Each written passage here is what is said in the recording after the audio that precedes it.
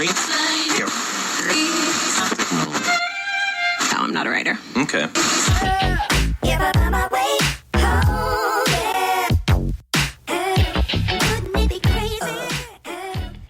And here we go. It's a Monday. This is Mike Lodge. I am the business advisor. And I'm glad that you've joined me on this Monday. Last night, all night long, we had thunder and lightning, crackling and roar. I mean, it was just loud. Really, really loud. And it woke me up about 3 o'clock in the morning. But it started at about 11 p.m. last night. It went on and on and on. So everything's wet, everything's nice and green, but I tell you, lightning and thunder, I'm not too fond of that, I don't think. But the rain is good. I love the rain. So this weekend, let me tell you how I spent my weekend. I spent the whole weekend writing. I'm writing a new book, and it's called Kids and Money. And hopefully it's going to teach kids what the importance of money is really all about. And so I wrote most of it this weekend, and now I'm putting it into book format. And I hope that it does some good. Good meaning that both the parent and the kid sit down and read it together maybe and understand exactly what is going on with money, how it affects us all, how it affects our future. When I was young, I tell you, my parents drilled money management into me, especially on if you earn anything, paying the tithe. So that was important in our family. And it was important in most of the families surrounding me because that was the religious belief at that time that you needed to do 10% tithing. And doing that, it was supposed to bless you, right? When you tithe, it blesses the financial rewards. So it was always drilled into me that God comes first and your finances will follow because God will bless you. And I must tell you that God has blessed me. I mean, He has blessed me with businesses. He's blessed me with good clients. He's blessed me with all different types of projects that I have worked on throughout the world. So I have been blessed, and I'm thankful for that blessing. Remember what they always say? They say that when you wake up in the morning and you ask God for something, first of all, thank Him for what He's giving you. And so that's been my common practice every day when I wake up, is to say, God, thank you. Thank you for all the blessings. Thank you for getting me up one more time. So we were taught as young kids on being good stewards of our money. And I remember as a young kid, the local bank would come in every week, or was it every 2 weeks? I can't remember. See, I went to a one-room school. We had 15 kids in there, grades 1 through 5, one teacher. She taught us all. So we all learned together. We learned about reading, writing, and arithmetic, and also about how to save money because the local bank would come in and take our money on, to make a deposit.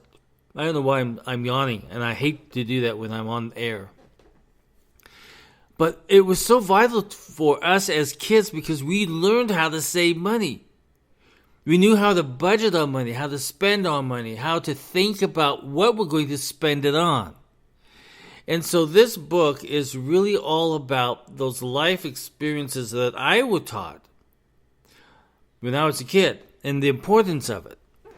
And I don't think that a lot of, especially right now, if you look at the foreclosures of, not the foreclosures, but the defaults on loans, car loans at the moment, it is in the ages of 19 through 29.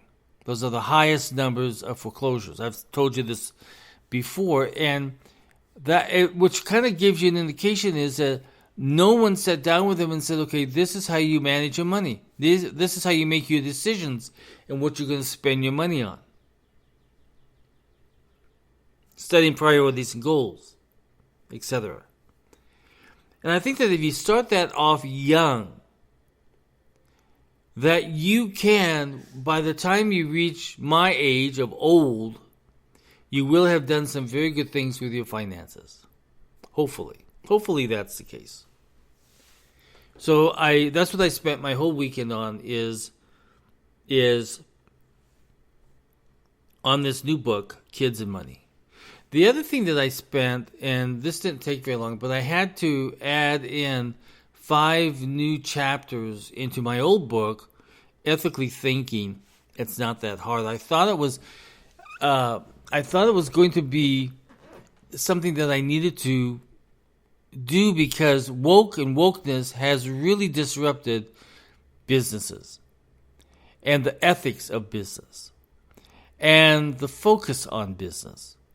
Wokeness has done a lot of damage to companies that have totally lost focus on running their business as a business, not as a political outfit, if you know what I mean. In other words, companies like Target and Bud Light, those kind of companies that have offended their clients, their customers. So I had to put in on wokeism, the unethical side of wokeism, the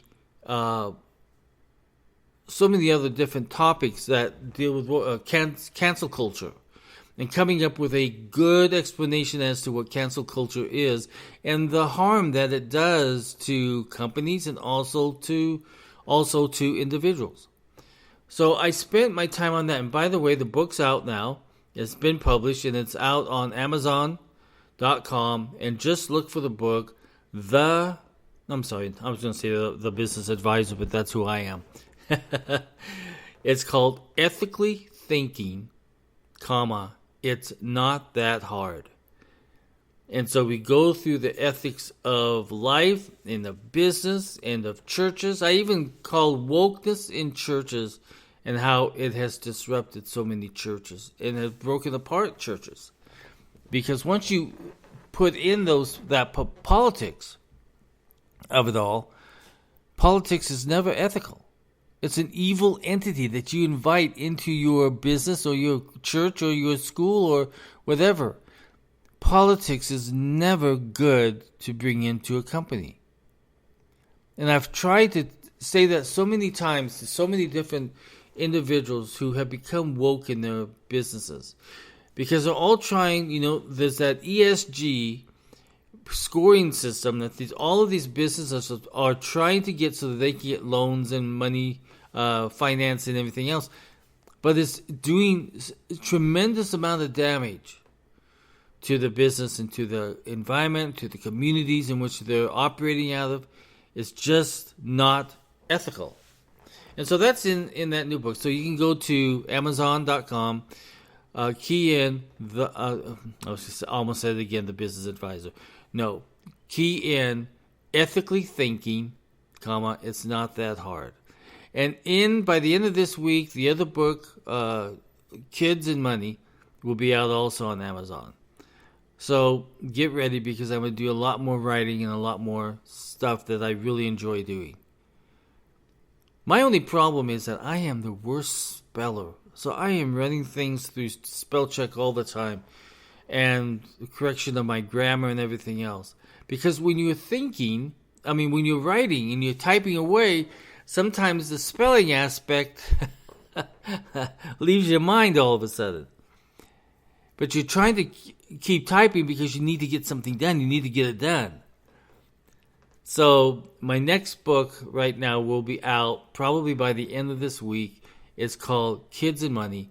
And it's a good book on you both to sit down and talk about money and understanding money.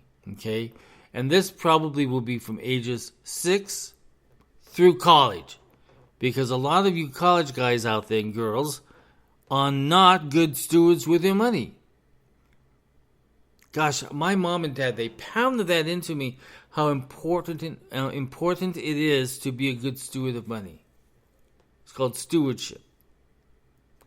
But it's also getting us geared up for when we have to face real life. Right now, as a kid and as a college student, you're really not focused that much on your personal finances because you're trying to get schoolwork done and everything else. By the way, in this book, I'm also going to put a chapter in there. In fact, it's already written. And it's the other alternatives that you have from going to a main college and the expenses of going to a different type of learning institution, but yet making a good amount of money when you get to that age. Listen, you can spend in a normal university $10,000 to $20,000 a year, or you can go to community college at the very beginning of your school and spend $3,400 a year. So you have some options.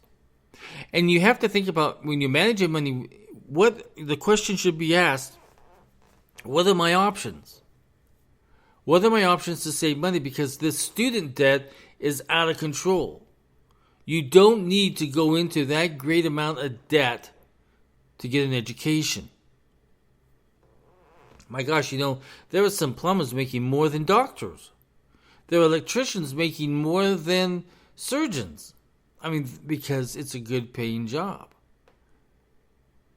There are so many other avenues that you can take instead of student debt.